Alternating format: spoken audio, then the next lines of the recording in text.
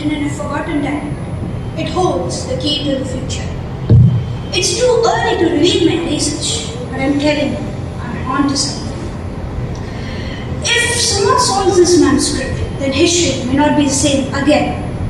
Once this manuscript is solved, then we can find something very interesting, maybe a riddle, maybe a prophecy that is hidden in plain sight.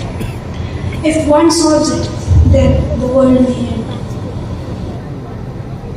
I wonder why Dr. Hajra keeps emphasizing so much. It's almost as if he thinks someone will figure it out. Mr. Faluda? Mr. Faluda? Mr. Faluda! Oh, Inspector Banerjee.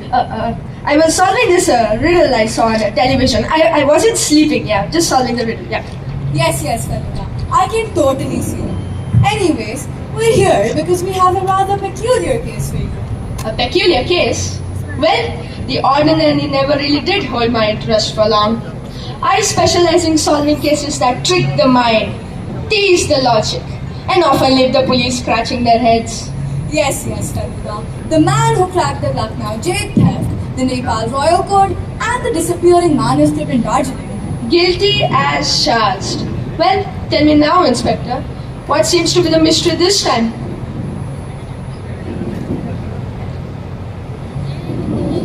Mom, my bag!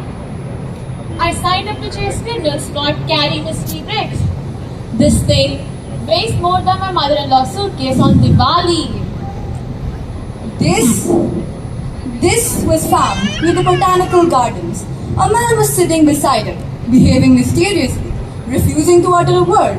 And I came along for moral support and maybe plot inspiration. Never know when a suitcase mystery turns into a bestseller. And we tried everything, hitting, shaking, and even threatening to tell his mother-in-law, but nothing seemed to have worked. I still think we should have called the locksmith. That would have sorted our problem. Brute force and mother-in-law threats. Classic police tactics.